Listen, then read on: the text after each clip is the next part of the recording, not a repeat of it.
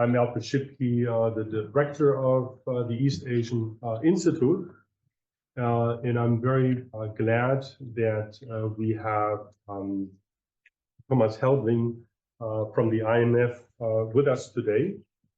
Thomas is deputy director and former colleague of mine in the Asia Pacific department, where he oversees the work on a number of countries, including China, Korea, and Mongolia.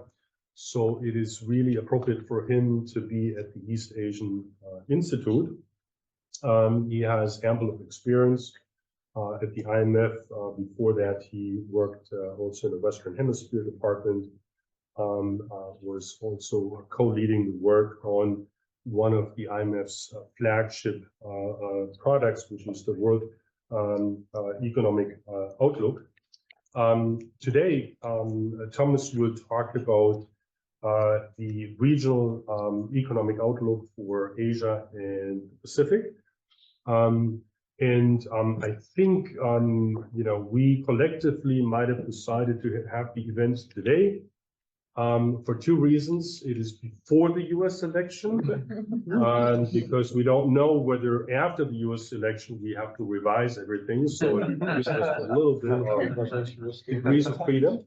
And of course, as it relates to China, we have a committee meeting now this week as well, with some important news that will probably come in not too distant future. I'm sure we will, at the end, in our Q&A session, have opportunities to maybe discuss a little bit or guesstimate of what things could be.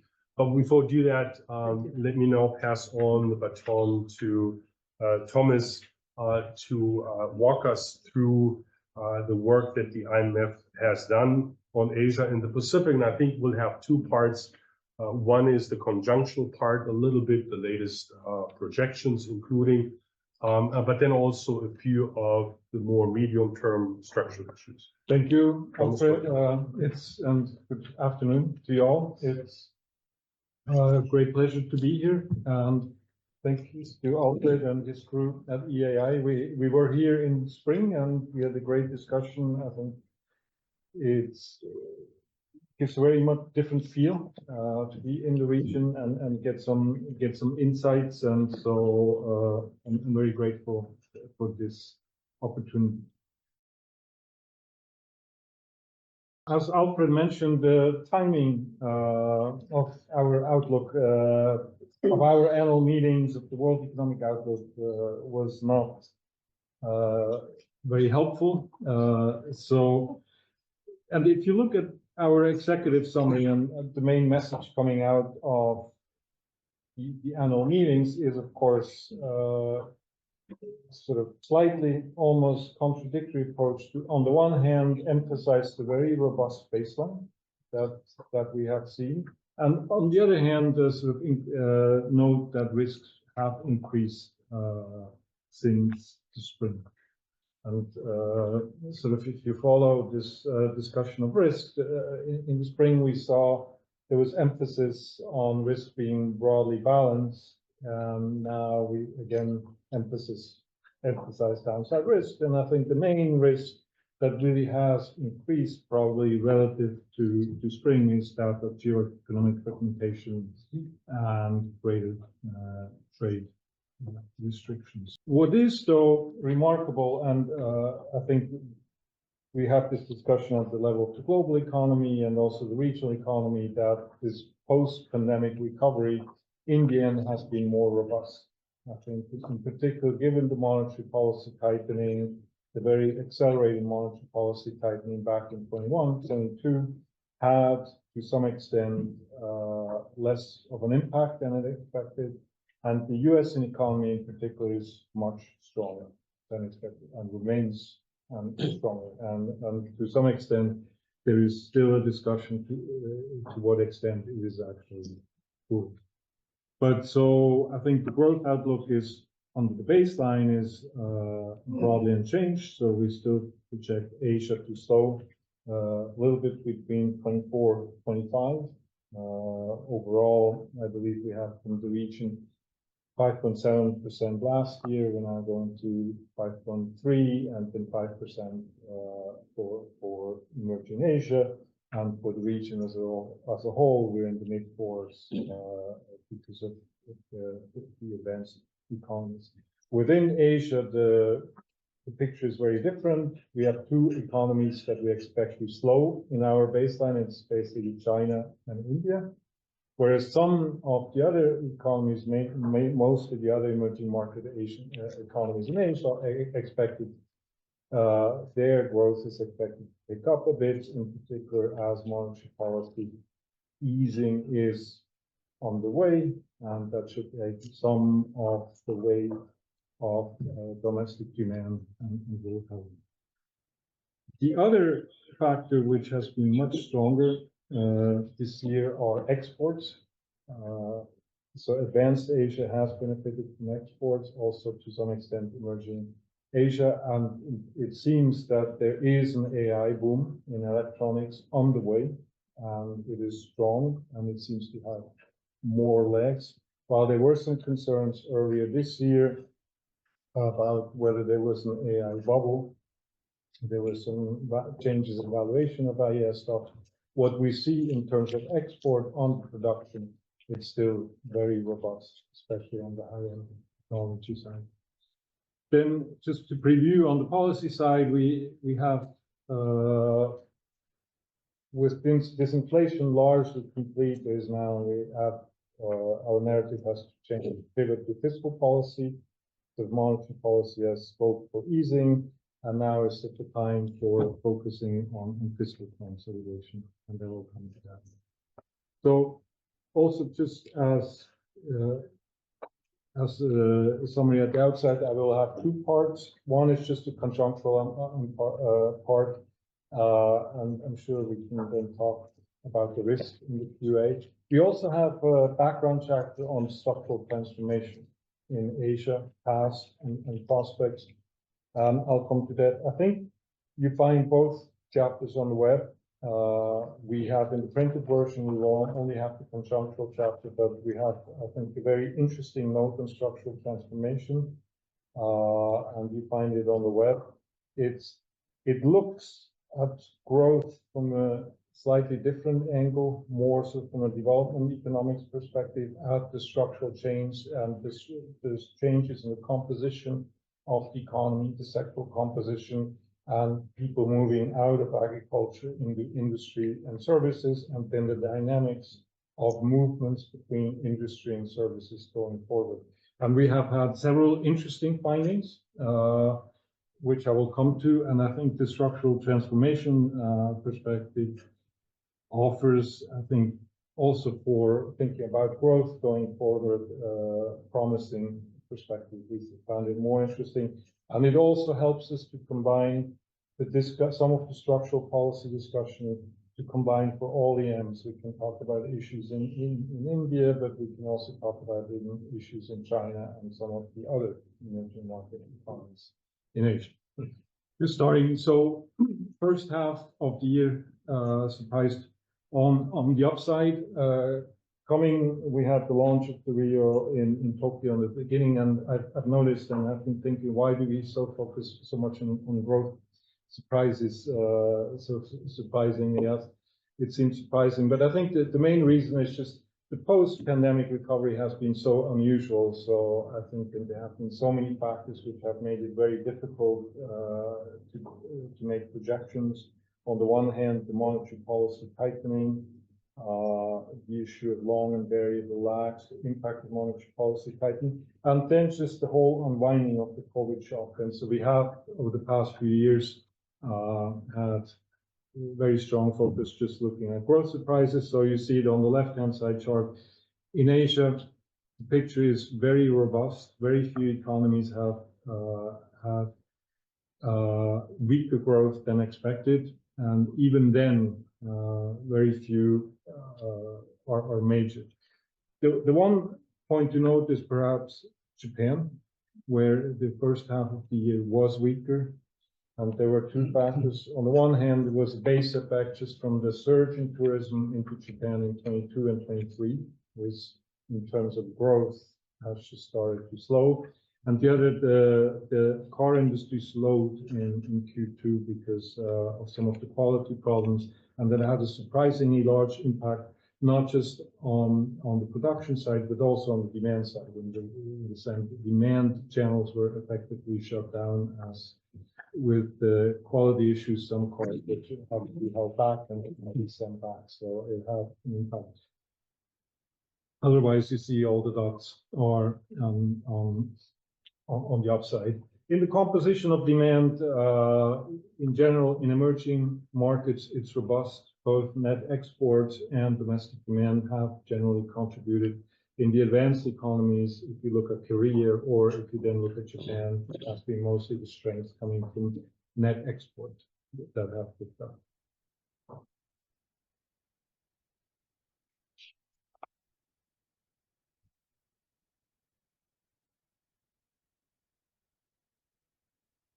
The one on the net export side is also interesting. The question has been, why are net exports so strong, and where is the final demand? And here there are two interesting developments that you see on the left-hand side. First, I think with the domestic demand strength in emerging market economies in Asia overall, and here is shown by the ASEAN 10, there have been more exports from China into emerging markets. That has been the one major trend. The other major trend, more Chinese exports into other emerging markets outside the region. And then third, also more, some more exports in the US of emerging market economies other than China in the region. So that's the middle panel there in the right chart, and you see that this is sort of the story of the connected countries that have benefited from trade diversion by now. The second picture just highlights that on the domestic demand side, private consumption in advanced economies in advanced Asia, particularly Japan, but also Korea, is somewhat weak. So the main strength is coming from emerging Asia. On China, two main messages. Domestic demand has been weaker than expected, and it's on two sides. On the one hand, the real estate sector is in a somewhat deeper slump than already factored in. We had expected a slump, I think, in terms of real estate investment. It remains weaker. There seem to be, some people talk about signs of stabilization, but there's still weakness continuing, and it is a drag on the economy. And second, consumer confidence is very weak.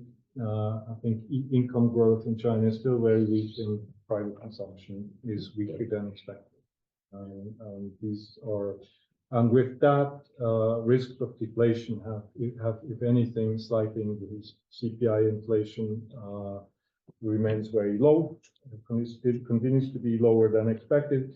And if you, in terms of overall deflation, if you think more of the GDP deflator, we have now 6 years during 6 quarters, I apologize, during which GDP deflator has been negative territory, and nominal growth being weaker than real growth. And I think in terms of cash flow perspective, from a corporate perspective, that is a very uncomfortable situation for profitability, for debt service, and for investment in the future. And I think that is one of the issues. I already talked about Japan, the quality problems in the car industry and the impact on the real economy. Then the flip side, on the nominal side, though, is Japan's reflation continues as impacted. Inflation is above the target and has remained stronger, and higher prices have finally started feeding into wages. So the spring wage round ended up with wages increasing at 3.5%, and this is now expected to percolate through the economy and increase costs and lead to higher, more sustained higher price increases in the years to come. And that's what the right-hand side picture shows. Apart from Japan, though, their disinflation has advanced further. In emerging Asia, it is largely complete insofar as outside China and Thailand, inflation is broadly at target. And in advanced Asia, it's either at target, slightly above target for good reasons in Japan, and then still a bit above target, especially in Australia, where this whole dynamics of services prices remaining high, with wages still sort of in the process of this catch-up process with earlier price increases, workers trying to get compensation for earlier loss of real purchasing power. That dynamics is still sort of going on. It's fading. We still see convergence towards the inflation target, but it has taken a bit longer given some of the wage negotiation system in Australia, where lag prices feed into wages for longer and thus then feed again into current prices and expected future prices. This process is taking a bit longer in Asia, and you can see there that, particularly on the right-hand side, that's this issue of services price inflation not still being higher and outside the usual range continues. Although if you also look at the chart, if you look at the last observation, this is also rapidly changing. And this is something we have seen in the US and some other economies, that disinflation in 2024 has advanced much further, and I think it has given comfort to central banks that upside risk of the inflation are decreasing relative to downside risk, that the inflation outlook is more balanced. On external developments, we highlight 2 points. On the one hand, we have followed closely exchange rate movements. There's still a lot of exchange rate volatility. There are really 2 reasons why we follow this so closely in the case of, in particular, emerging Asia. One is the sensitivity of central banks to exchange rate stability. It influences monetary policy. The other one, while there has been more resilience to exchange rate volatility in emerging Asia, they have been able to absorb more exchange rate volatility with less risk to financial stability than in the past. It remains a concern, and it is usually also reflected in capital flow dynamics. That being said, this year, while there have been very strong depreciation pressures in the first half of the year, capital flows, portfolio flows in particular, which are more price and yield sensitive, have remained quite resilient. So overall picture on the exchange rate and capital flow front also remains is a picture of more resilience than expected going forward. And so with this, we have 3 pictures coming together in terms of strong growth in emerging markets in particular. Still some weakness on domestic demand in the advanced economies, almost complete, if not already complete, disinflation, and also considerable resilience on the financial perspective and financial stability front. Almost surprisingly so, given the accelerated monetary policy pattern. The less favorable picture on the external side is, of course, on trade restrictions. So we have this chart which we looked at the global trade alerts database and just showed number of trade restrictions imposed. And as you can see, the trend is just going upward and upward and continues to go upward. Whereas perhaps one would have expected a stabilization after sort of some of the national security concerns, some of the de-risking concerns have been perhaps addressed with measures in the past. I think that hope we were disappointed, and trade restrictions continue to decrease. It's a worldwide picture. It happens in Asia, but it also happens in Europe and the Americas. And at the moment, and I think this is one of the major factors has also led us to upgrade the risk picture going forward, in addition also to elections in nature. economies. Then briefly to the outlook. So at the global level, we see roughly global growth around 3.2%. And the main message there is stable growth, but relatively subpar, weaker than steady growth in the past by about 0.6 to 0.8 percentage points. So from the perspective of poverty reduction, unhelpful, also unhelpful in terms of convergence. And then finally, it also raises concerns about debt sustainability almost globally. For Asia, overall, slight slowing of growth between 2004 and 2005 from 4.6 from 4.8 to 4.4%. How much of a meaningful this difference that is, I think it's in the eye of the beholder. Broadly stable growth. We will have expect a bit of a pickup of growth in advanced Asia. The main reason there is the monetary easing that has already occurred and is expected to be in the pipeline. Emerging Asia, roughly stable growth. We have two economies, major economies we're expecting slowing. I already mentioned China and then India. China, it's a combination of two factors, lower tank growth and still the weight of the real estate correction and weak domestic demand in an environment of low confidence and still a strong, heavier real debt service burden at the local government level and in the real estate sector. And in India, it's more return to potential growth after very much stronger growth for 2 years. In ASEAN, growth is expected to remain relatively stable and is, besides the strong growth, in particular in China, is a major reason for the resilience of growth.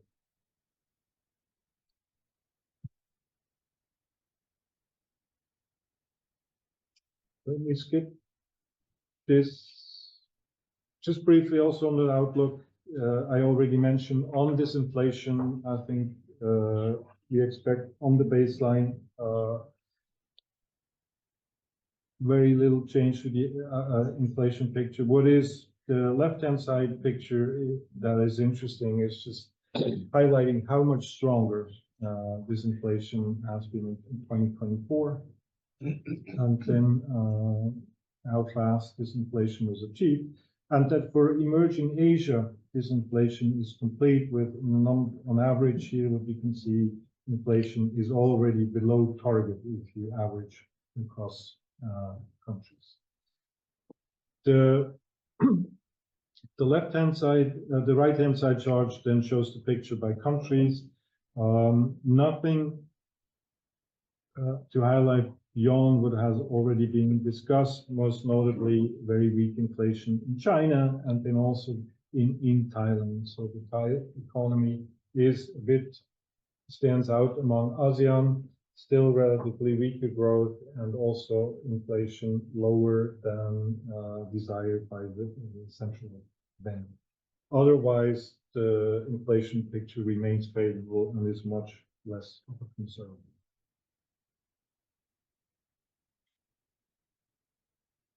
On China, I think in terms of outlook, broadly unchanged picture. We see growth slowing next year to around 4.5%. Looking at our forecast, there are a number of issues, and this may also lead to a discussion later, so I'll mention it. So our forecasts were done and incorporate information until end September. So what we have factored in is the monetary policy announcements, some of the financial sector and financial sector policies that were also announced in September. What we didn't factor in were the fiscal policy announcement, and we also didn't factor in the Q3 national accounts outcome. So if we look at Q3 from our perspective, and that is important. So if you look at the the reaction to Q3, on our side, it was weaker than we had expected, slightly weaker than we had expected in our forecast. If you look at markets, they were initially forecasts were much more pessimistic. So for some people more in the market space, the outcome was better.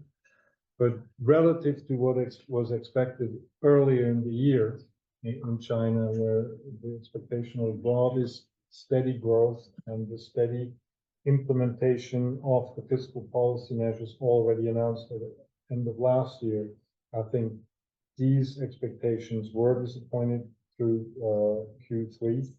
So everything else that would have resulted in a negative base or negative carryover for 2025. On the other hand, there were fiscal policy announcements in October, which we haven't factored in, and we see some upside risk. If you look at the fiscal policy announcement, it's unclear to what extent how much stimulus they offer. Arguably, one could say a lot of the policy measures are about de-risking and making sure that the fiscal strains for local government will not have a large real economy effect by constraining, massively constraining expenditure of local governments. So in our baseline, we had always assumed that the governments would take measures to prevent refinancing issues from constraining local governments. In other words, that refinancing of existing local government debt would be assured, and that the additional financing needed for the deficits this year would be ensured.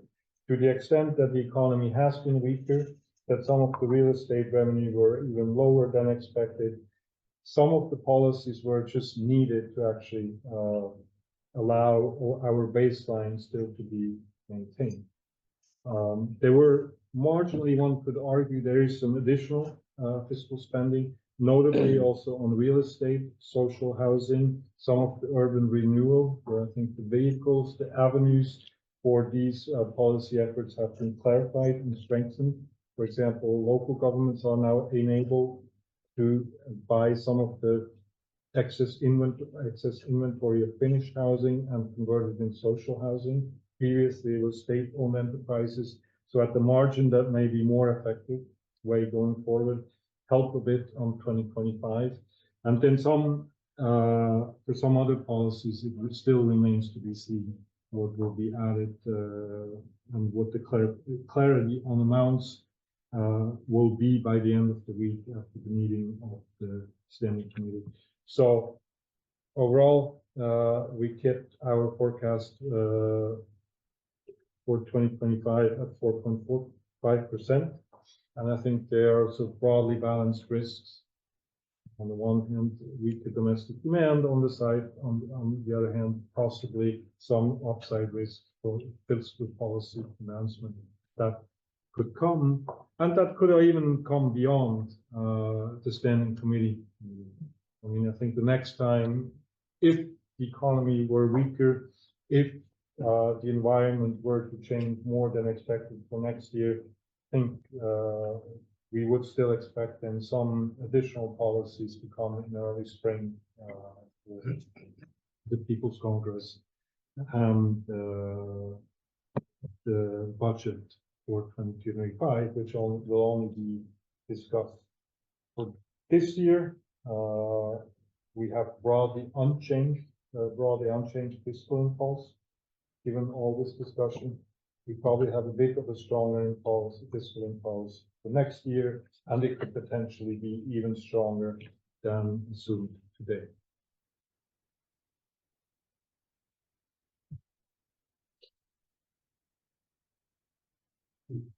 On risks, I've already talked about many of the risk issues, and I think I'll keep it short. They're the usual risks. Just at the moment, if you look at some of the high-frequency indicators, you see that manufacturing has been a bit weaker than expected. So one concern there is that the US economy may finally be slowing after the monetary tightening over the past 2 years, and maybe finally with long and variable lags possibly having been longer in this cycle, maybe they will be spiked, and so then there will sort of this almost interaction between the monetary policy easing that is in course, but will probably not have an impact yet in 2025, but then later. So there's still some concerns about possibly more easing of the US economy. At the same time, though, Europe is expected to be picked up, and the main concern really on the external side is about trade, geoeconomic fragmentation, and the stretch of external demand, in particular for advanced but also emerging Asia. I've already discussed the outlook for China. Some of the concerns remain about China exporting deflation and what this could mean for the region.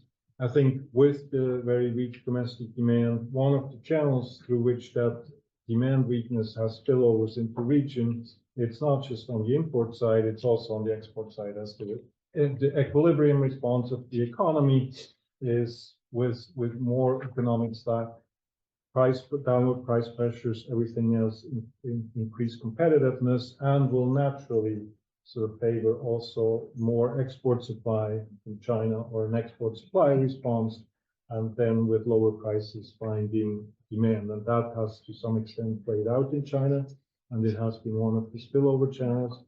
And then on the other hand, we also need to note, though, and that has been a positive for the region, that tourist arrivals from China have started to normalize in 2024. They're still substantially below pre-pandemic levels, not surprising given the real estate slump and low consumer confidence, and to some extent wage declines in some sectors of the economy, but still across the region it has helped, notably in Japan, but also in Korea or Thailand, finally, and the Philippines.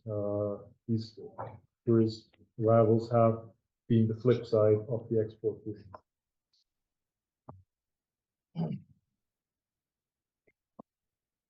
Finally, on trade patterns, geoeconomic fragmentation, and the outlook is the impact on emerging Asia outside China. So if you at the moment look at normal trade flows, and we have a box in the regional economic outlook, is that direct trade between the US and China has declined relative to 2019 in normal terms, and then also in volume terms. Whereas for many ASEAN economies, trade to both and to the US and China has increased. Exports to China have increased, but then also export to the US.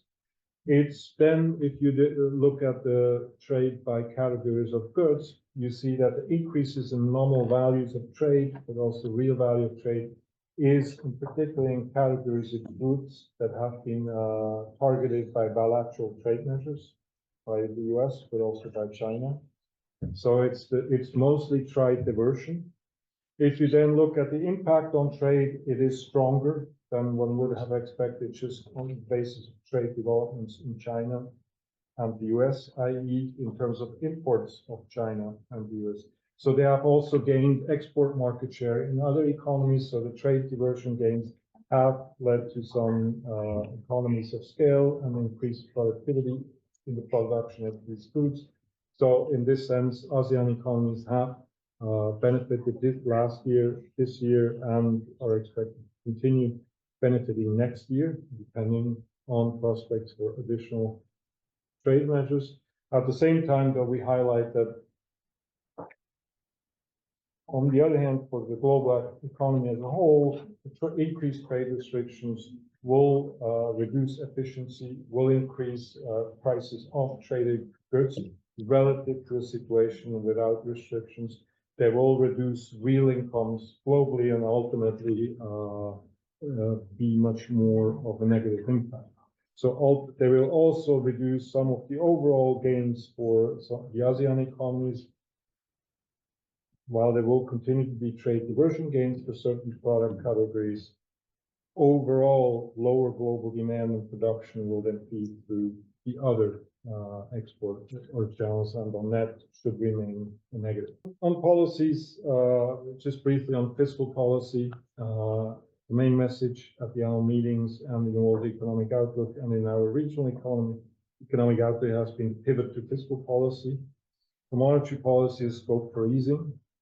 In a sense, the job for monetary policy is done, with a few exceptions, in particular also in the region. And now it's time to refocus on fiscal policy. And the broad picture is one where output in most economies is close to potential.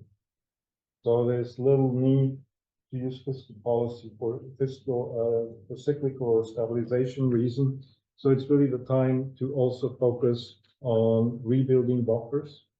The buffers that have helped also many emerging market economies during the pandemic to use fiscal policy in a countercyclical way, which is relatively newer for emerging market economies than it has been for advanced economies. And now it's time to rebuild some of these buffers.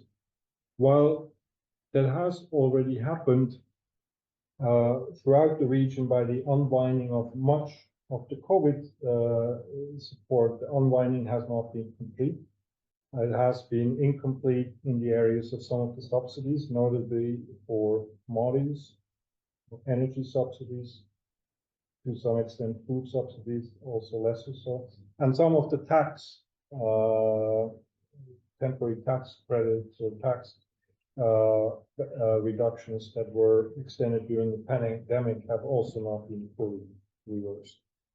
So, and if you look, while some of these further unwinding was planned, what you see then in the right-hand side chart, where you see the projections, the yellow line are fiscal projections late last year, and you compare that to fiscal projections in the current October 24, you just see fiscal slippages, delays in the implementation of additional fiscal measures to reduce deficits, and which will be needed to stop the increase in debt, slightly sort of tilt the trajectory of debt, and ensure that the debt projections that you see in the left-hand side can actually be achieved. If fiscal slippages were to continue, then it would lead to further upward revisions in the debt trajectories down the road. With this, let me stop here on the outlook and turn to part 2, long-run growth and structural transformation in Asia and the Pacific. This is part of a reorientation, also some of our work. We're hoping, with a view to the annual meetings of 26, which will be in Bangkok in the region, to focus away or refocus attention to some of the medium-term and long-term issues. Hopefully, there will be not major shocks that will require renewed attention to short-term stabilization and cyclical issues, and will allow us to focus again on medium and longer-term issues. This chapter is a first take or a first shot at this. And the chapter starts from the observation that over the past 3 decades, and the chapter looks at the past 3 decades for data reasons, because we wanted to look across all economies in the region, and then given data constraints, we couldn't go beyond, was to start with the observation that there have been very rapid and impressive economic and human development gains. High growth, reduction in poverty, other substantial increases in indicators of human well-being. And going forward, there are now several concerns about whether these gains can be sustained. One, are demographic tailwinds turning into headwinds, fading quickly, and what this means for growth. Second, Recent productivity and investment growth developments have been disappointing. In fact, since global financial crisis, productivity growth, look at aggregate TFP growth or other measures of productivity growth. If you look at investment in many economies, it has slowed substantially and will now feed into growth prospects going forward. And then the third factor is geo-economic fragmentation. In the past, increasing trade openness, rapid growth of exports was part of the Asian growth story, like in other regions before. And so thinking about what do current trade developments mean for growth prospects and structural transformation going forward was the third strand or third argument to revisit growth prospects and what it can mean, what these developments of headwinds could mean for structural transformation. And I'll come to that particular term in a minute. So the chapter really looks at the past, what has driven growth and structural transformation, and then it tries to discuss some of the current headwinds. On demographics, I think there will be no surprise to you. I think the main focus is the observation that there are a number of economies, and you see them on the left-hand side in the chart, that will see a shrinking labor force or population, working age population. So if the horizontal axis shows the percentage change in the working age population, projected, I should say, change in working age population between 2024 and 2040. So if you look at Korea, if you look at Japan, but also China, Singapore, and Thailand, a declining working age population by nearly 20%. At the same time, there will also be substantial increases in the dependency ratio. Somehow, each time I have to put the term, but I think it's basically the burden, it's an indicator of the burden from the share of the population that is not working. It ultimately needs some be supported by the working age population. And that too will increase rapidly by a number of economies. So if you look at Korea, an increase by 30 percentage points relative to 2023, and so on and so forth. So that's it. At the same time, I think if one looks at demographics regionally, only looking at population aging and shrinking population shows an incomplete picture. In much of the region, there's still also substantial increases in working age population.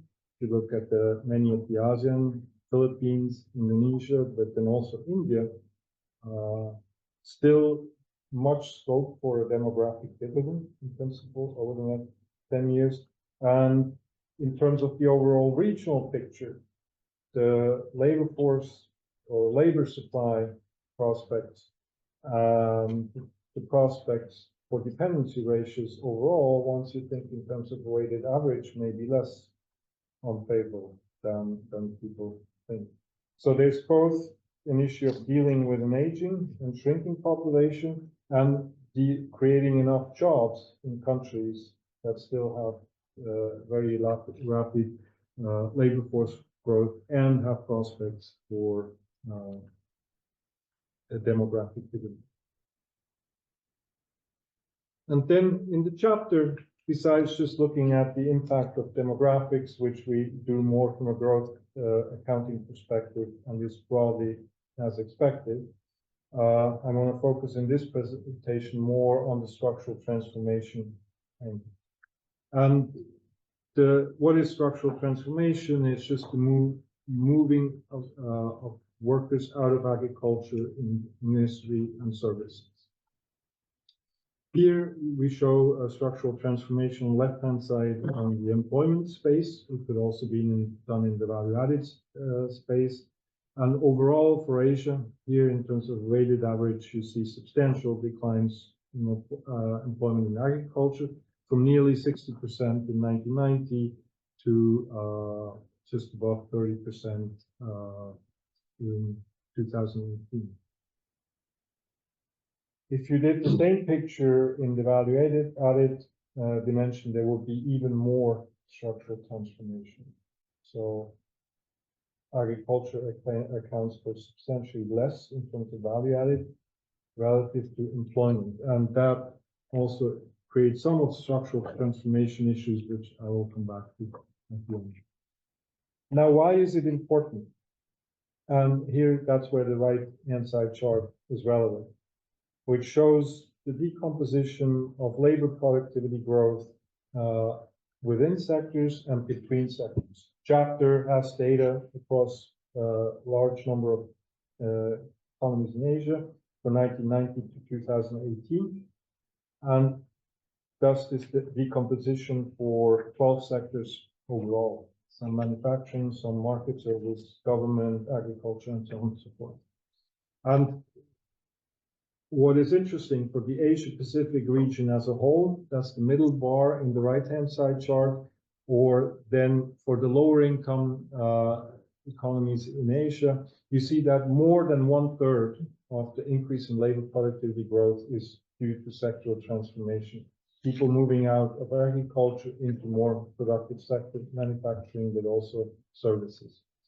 If you then compare that to the rest of the world, you see that this contribution of structural transformation is much more significant in Asia, both in terms of just the change in labor productivity itself, but then also the relative share of structural transformation component. Here, it's the rest of the world overall in our sample of not just shy of 60 economies. And the picture would look similar if you took out the advanced economies in the rest of the world, even if you look at emerging market economies or lower income economies in the rest of the world, the structural transformation component, the shift of labor and other resources from agriculture into other sectors has had less of a growth benefit. And so here Asia really stands out. And I think it's one reason also to look and think about the structural transformation angle when thinking about growth going forward. If you then look at the Asian experience in terms of structural transformation, it is, and this will not be surprised, it is mostly a story from people moving out of agriculture in the industry. And what you see here is the so-called Kuznets curve, where you regress the share of industry in the economy against per capita income. It's a log specification in principle, but it doesn't matter.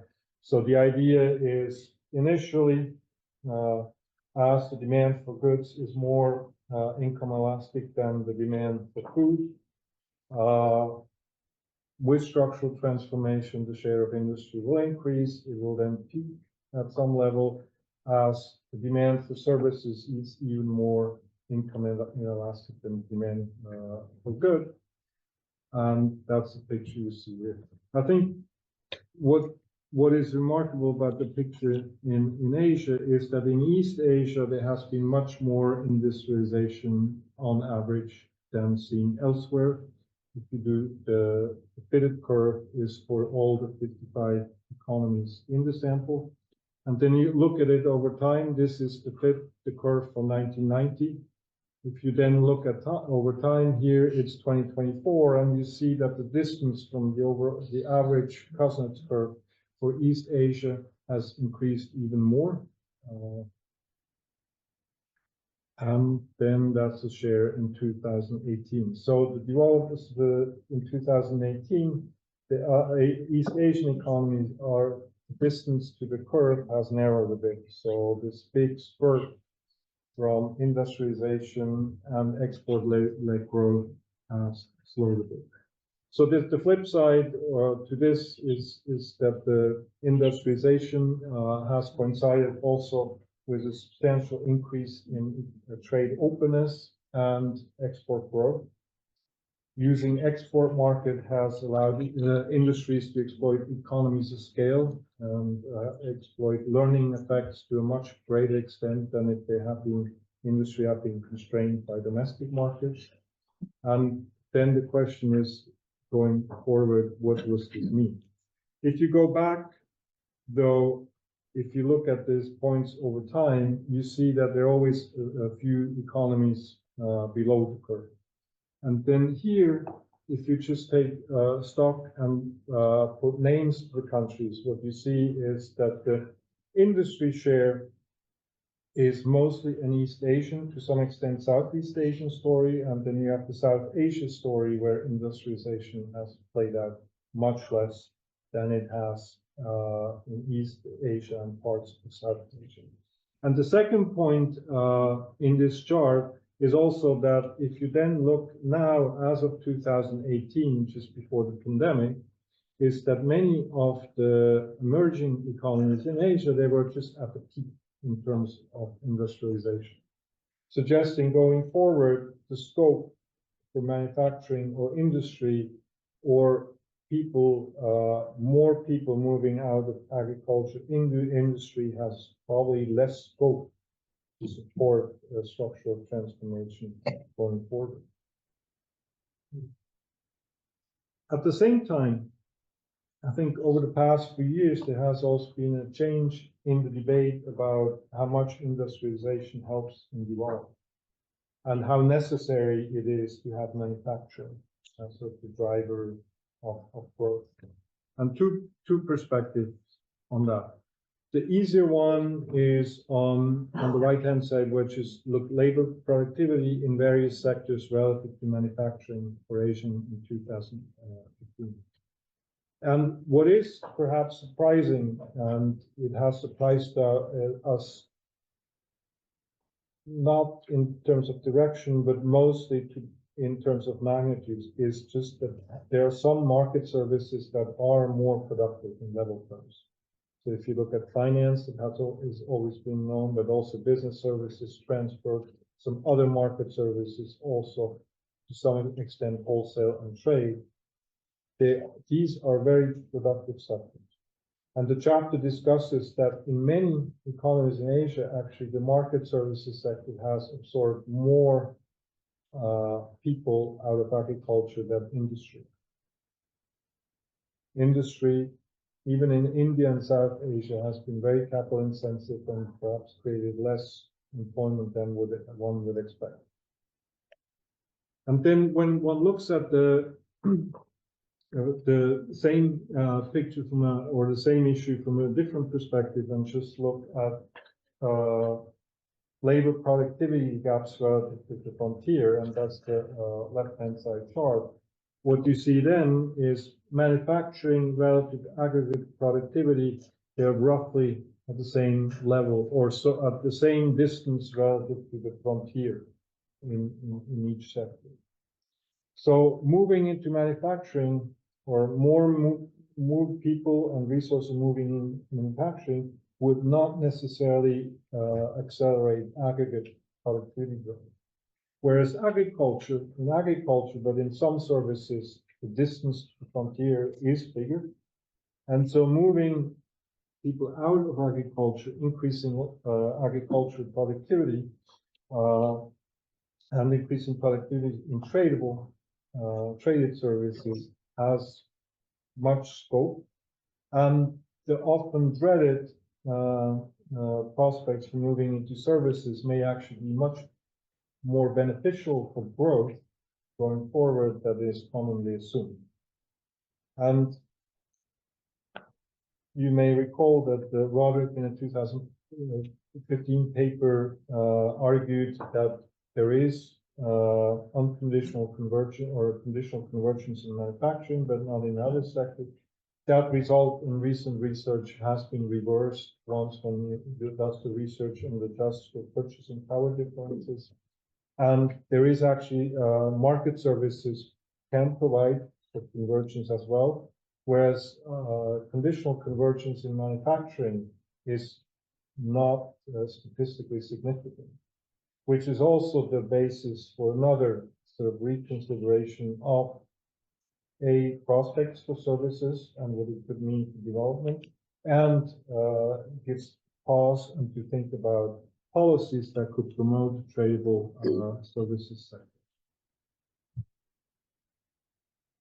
And this then brings me to the next slide, which highlights two parts. You see sort of the flip side of Asian, particularly East Asian strength in manufacturing. If you look at per capita income and services exports, Asia is typically below the curve in many economies. And then if you look at trade restrictiveness, you see that trade restrictiveness in Asia relative to the world is higher in agriculture and tradable services. And so the chapter makes the argument that there is scope and countries should focus more on services, be more open to policies that help promote services sectors. Chapter makes, as I'll come in a minute, will argue for horizontal policies. I'll come back to that. And then also more openness in trade and services. And more openness in trade and services would add another dimension to more tradedness and trade liberalization that is largely detached from current geoeconomic fragmentation and trade restriction issues, which are mostly focused on the industrial sector or manufacturing. At the same time, the chapter makes the point that on the employment side in particular, structural transformation out of agriculture has slowed in Asia. There is scope, both possibly on the demand and supply side, to accelerate people moving out. And if you think people moving out has both sort of a demand and a supply side, of course. You need to provide scope or jobs elsewhere for people to move. On the other hand, also you need make agriculture more productive or enable agriculture to be more productive than to support the movement or structural transformation out of agriculture also on the supply side. There are land reform, other agriculture policies that could help in this regard. And the right-hand side illustrates this point just by highlighting how large and largely unchanged productivity gaps in Asia relative to the frontier have remained over the past 3 decades. So perhaps a reconsideration of focusing on enabling and structured policies in agriculture, in particular also for the larger economies in South Asia.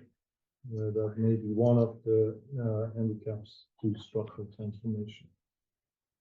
Finally, on policies, I think the top level message is for the promotion of growth in Asia, and in particular, 2 main policy directions: boost human capital. I think tradable services are human capital intensive. Then also provide high quality physical industry infrastructure, notably also on the digital side. Then have the usual reduce obstacles to reallocating capital, in particular also out of agriculture. And then the chapter also discusses some of the new challenges from digitalization, AI, and other factors that could be an obstacle in the transformation to services economies. It looks at indicators of digital readiness, which again has a human capital component, but also a physical infrastructure component. Let me stop here. Thank you. Thank you very much for fantastic presentation. I think it gives us a lot of room for discussions. Maybe a few things, maybe some of the takeaways away from my side. I think the nice thing is Asia continues to be the driving force globally. Many of the broader global issues play out here in Asia, including the last part where you talked about the structural transformation. One of the things that I missed, and I wonder whether at some point you might want to address as it relates to the structural transformation, which is very important here for this part of the world, is the interplay between technological innovations, the uses of technology, and the demographics. Because many of the benefits and challenges will come from the technological side.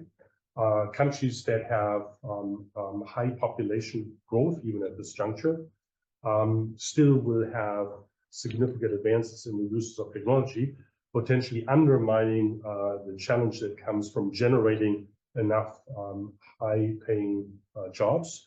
And maybe it is a little bit of a mollifying factor for some of the countries that have not so beneficial demographics, where technology can play an important role.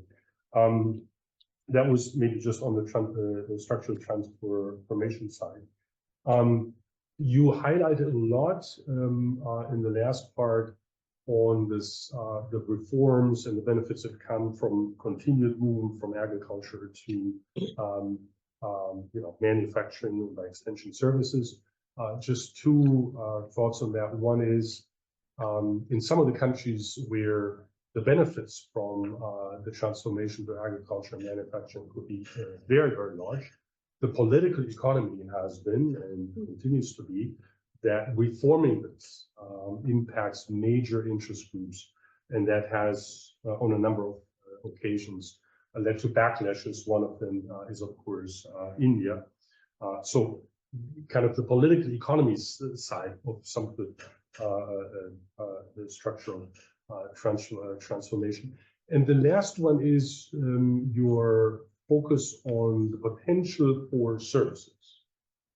And I wonder whether some of the data that you looked at, including on trade restrictiveness in manufacturing compared to services, for example, whether that's a little bit backward looking.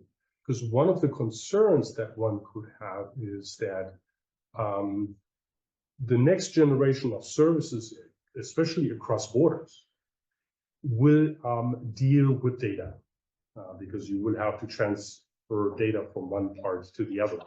And what we're seeing is early stages, but because of geopolitical fragmentation, that cross-border data transfer might be completely constrained. And therefore, some of the benefits that you were articulating, I think the potential is there, might be undermined. So what I'm trying to articulate is, are we going to see more trade restrictiveness in service-related activities across border going forward because of that? But I'm going to stop here. Again, maybe you can answer my questions at the very end. I want to give everybody a chance to ask questions here. So please identify yourself, your name and your affiliation. Be brief, unlike myself. And then our online listeners, feel free to raise a question in the chat or raise the hand. We'll try to accommodate, I think, if we can, everybody. So with that, please. I'm Schipke. I'm BT. BT stands for British Telecom. In post-US election, if higher tariff were to use as a weapon, I believe Asia country would be most affected. Maybe you want to enlighten us what type of scenario can it be? On the other hand, the inflation scenario in US, how would it likely to be? Any domestic industry in US can be a beneficiary of this higher tariff. maybe what we could do is, thank you very much. Maybe what we can do is we can maybe add two more questions. Next one, Changan. I'm Chenggang from EAI.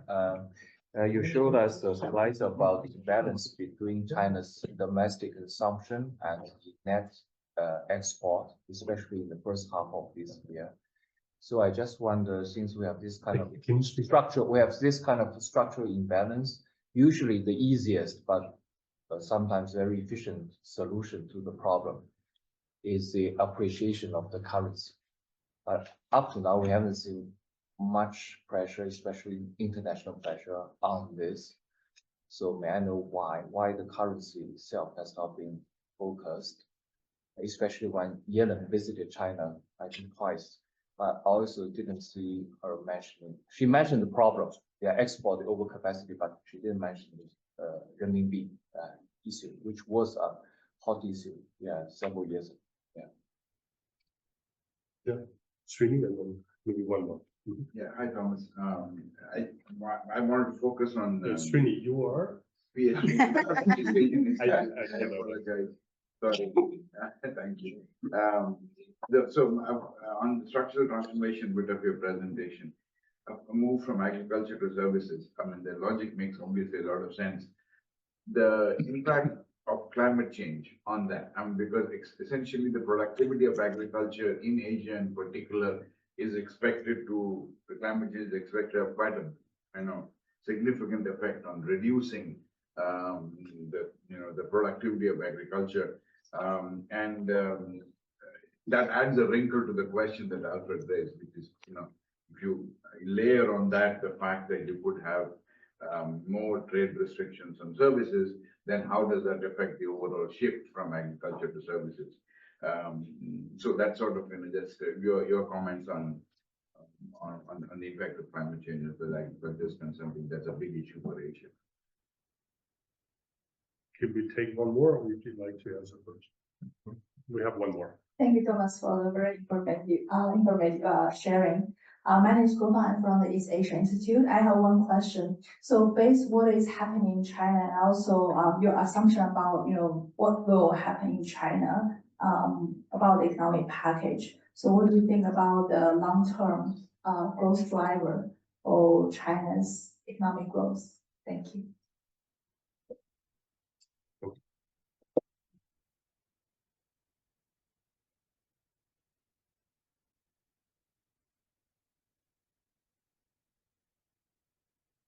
Maybe slightly different order of response by themes. I'll come to structural transformation last. It seems probably a more sort of complex and multifaceted issues.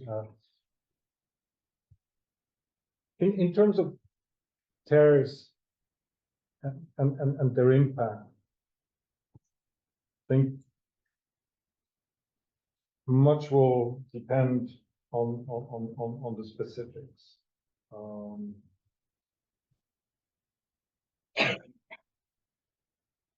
I think what we have highlighted in the Rio and also in our discussion is, first, that tariffs are not the response if some of the issues are more macro in nature. And then the second is, of course, the cost of tariffs will be borne by there will be a substantial cost domestically and countries that oppose tariff.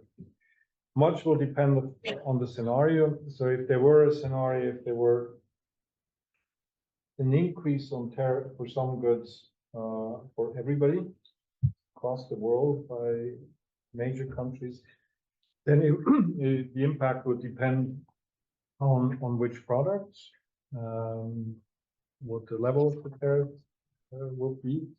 A small tariff will probably, the global growth effect will be on the smaller side. If there were a bigger increase, it could be more substantial. On the other hand, to the extent, if it were really a universal tariff, there were elements of the universal tariff for large number of goods, then it could be relatively more significant global impact relative to, say, what we saw in 2018, where the scope was more limited. But at this point, we have refrained from sort of looking at specific tariff scenarios, just given the various scenarios one could imagine, and at a time when it's not clear what tariffs, if any, if there were any, would be. And then the other point, probably one would also need to look at tariff policy from a macro point of view in combination with other policies to look the impact. So we have abstained from that. On currency, I think much will depend on what you think, what the imbalance is, and where the shock is. So what I have in mind at the moment on currency, in fact, in the most recent Article 4 for China, we argued for more nominal currency flexibility of yuan, renminbi, arguing that it would help to lower deflation risk, stimulate nominal growth. And I think for a large economy like China, there is, of course, the question of the policy package. If you think that the shock was in the real estate sector, and if you think in terms of also spillovers and the impact on the global economy, you would not just look at exchange rate, or for that reason monetary policy, but you look at overall fiscal, the overall macro policy picture. And I think from our side, the response is clear: there needs to be major fiscal policy. And then I think if you then think that it's not, the imbalance is not necessarily on the external or on the net export side, it's really on the domestic side in terms of domestic demand and responding to the real estate slump. Then I think that you would look at currency depreciation, or at least normal currency depreciation, in a different way. At the moment, you have in China, you have a stable currency and and if anything, on the producer price side, price declines where producer prices elsewhere have gone up. So you would still have, to some extent, real currency depreciation. So, I mean, the tendency towards depreciation will be there given the shock. And we argue that rather than focusing on preventing currency depreciation, the focus should be on the overall macro package. And if done right, it will also then reduce risks of deflation and probably lead to reflation and ultimately stronger domestic demand. And with that, also the role of net export and the risks of external imbalances would look differently than in a situation where monetary policy or possibly exchange rate policy were the only response. On long-term growth, our long-term growth forecast, I think, use a very traditional production function approach. So the main issues or the main factors for the downgrade of longer-term growth prospects in China was labor force growth, where you will have shrinking of the labor force growth. And B, it incorporated declining overall TFP productivity growth. It continued to extrapolate that forward. And so TFP growth over the past decade has slowed substantially. And in the current background documents for the 2024 Article 4, we have a background paper that looks at the new sectors where arguably innovation and productivity increases have played a big role. If you look at new energy sectors, if you at large, if you look at new energy vehicles, batteries, solar, renewables, these are very dynamic sectors, but they're still relatively small. my memory serves me right, they account for less than 6% of overall value added. So even if these sectors, you have much more innovation-driven growth, which is what you expect growth to be driven by as per capita income per flat. You still have many other sectors with maybe productivity and labor force prospects are much less favorable. But there is, around our baseline for potential output going forward, I think there's a fairly large band of uncertainty given various aspects. For example, we had a background chapter in the 22 Article 4 consultation, which makes the case for lower long-term growth in China. And it highlights the impact of possible various reform scenarios. Arguably, one part of the reform scenario has already played out with the increase in the pension age, retirement age in China from very low levels. That should slow the decline in the working age population. Everything else equal. We have various structural reforms, I think, which are well known that will also help on the productivity side. And in this Article 4, we make the case that in China, actually focusing more on services and enabling services growth also by redistribution to households in a broad sense, through a broader social safety net, reducing the need for a very high precaution saving, would also prepare the ground for more service sector growth and similar degrees of innovation and productivity gains in services. So,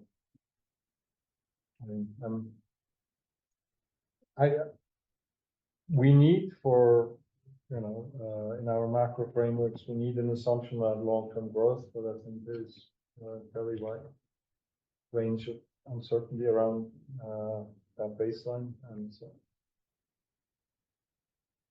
what seems clear, though, is that, as with, there has been convergence in China, per capita incomes have risen quite strongly. So growth will be lower. I mean, the usual conditional convergent dynamics will start to play out. But how fast it will slow, I think there's still a wide band. Thank you.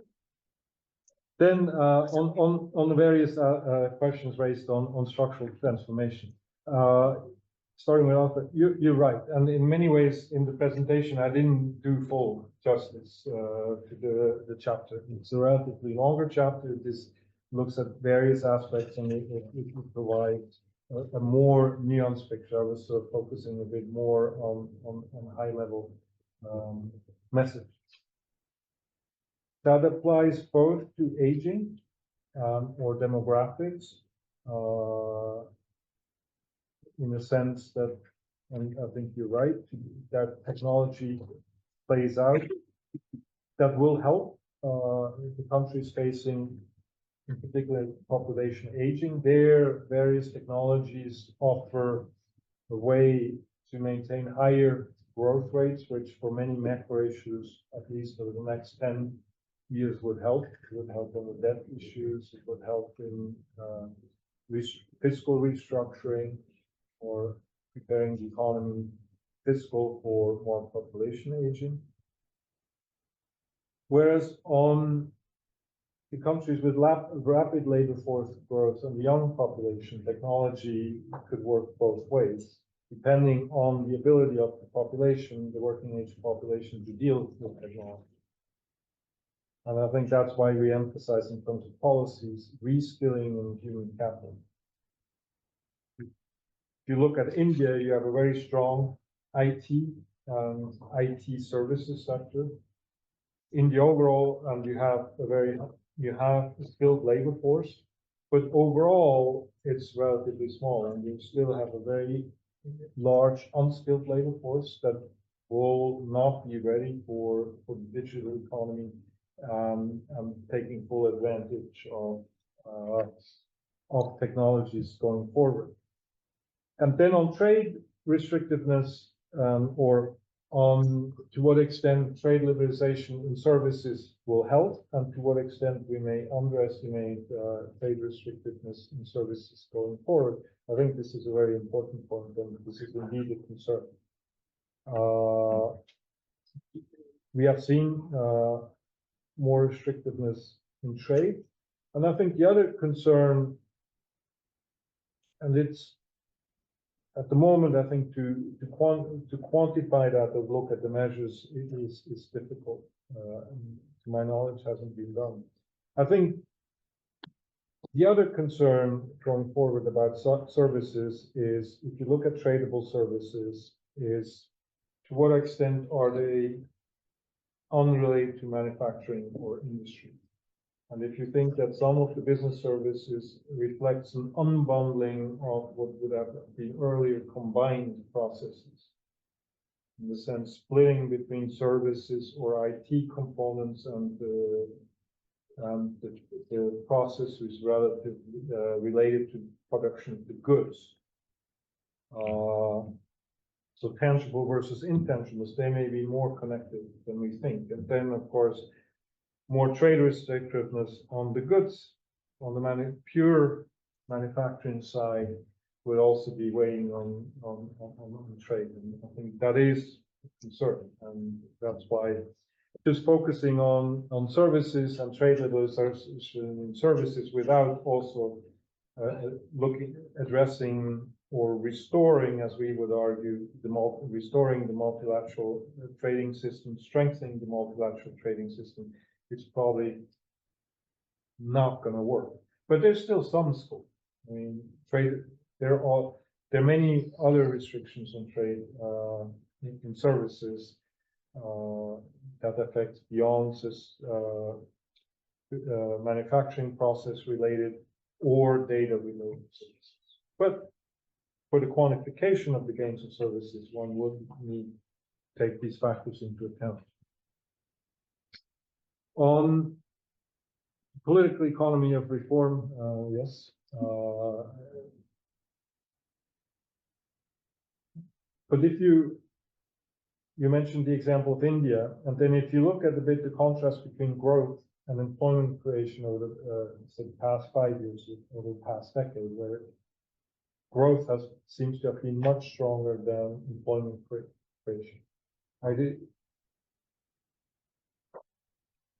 I think you would expect that there will be more effort made to sort of resolve or try to reduce this dichotomy, and then you would need to address some of political things. Now, how to do it, I'm less familiar with India, and so I don't cover India in my work, so I think others would have to do. And climate change, we will continue that. I mean, there's the direct impact, but there are ways also to make agriculture more climate resilient possible. So it's another obstacle that goes beyond land reform, and certainly for some of the countries looking at climate change and making especially the agriculture economy more resilient is very important, and we will follow up with that. Thank you very much, Thomas, for your comprehensive response. We have a question from Liao. Liao, do you want to articulate it verbally? Do you want to come in? Okay, yeah, I try to, but I cannot on my video. Thanks, Dr. Thomas. My question actually is about the Kuznets curve. You mentioned the industry share over income.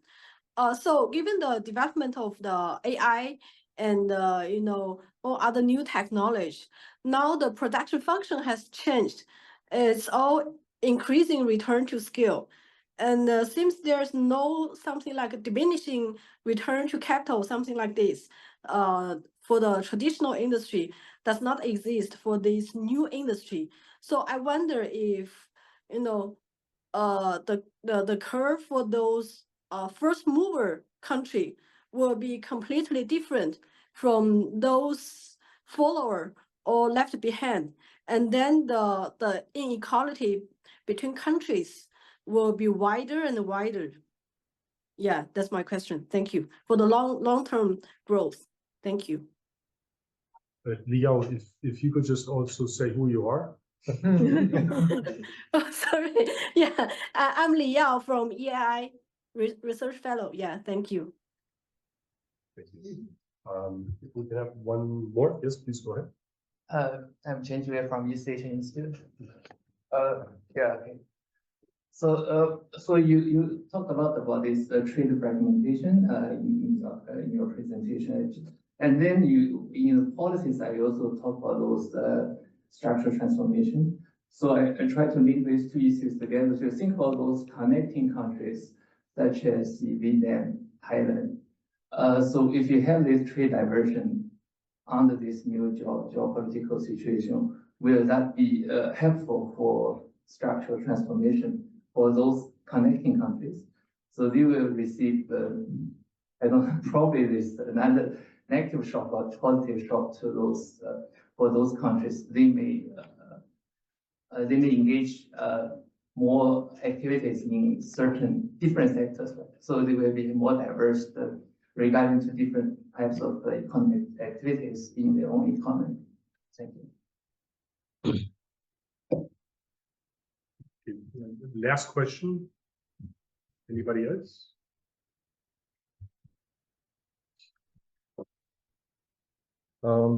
Yeah, on your question, it's so it's a very big or deep question. I don't know whether AI has changed the situation such that, you know, some of the forces we usually assume to play out, like the diminishing productivity of capital, partial, or I mean, everything else called, whether that would not hold or whether it would not play out at some point.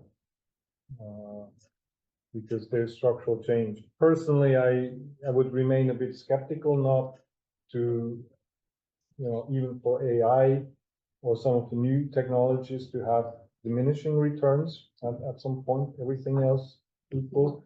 But I think that is more a philosophical question at this point. So, and also, I think the other point, the Kuznets curve, I think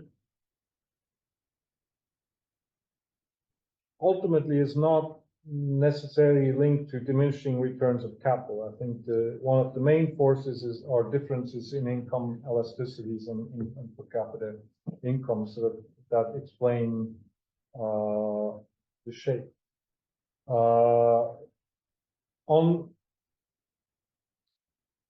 You're right in a sense that productivity plays a role. So initially, in the rising ascent of or the concave part of the curve, relatively higher productivity in manufacturing is another factor that sort of explains the shape of the curve, and then assuming that at some point there is declining productivity of capital and other factors of production relative in industry relative to other sectors is also the factor explaining the shape. But I would venture at this point, and it's more conjecture, that even if you change this relative productivity picture, say with AI, other factors would still hold. So you could still have a Kuznets curve. The peak, though, may differ.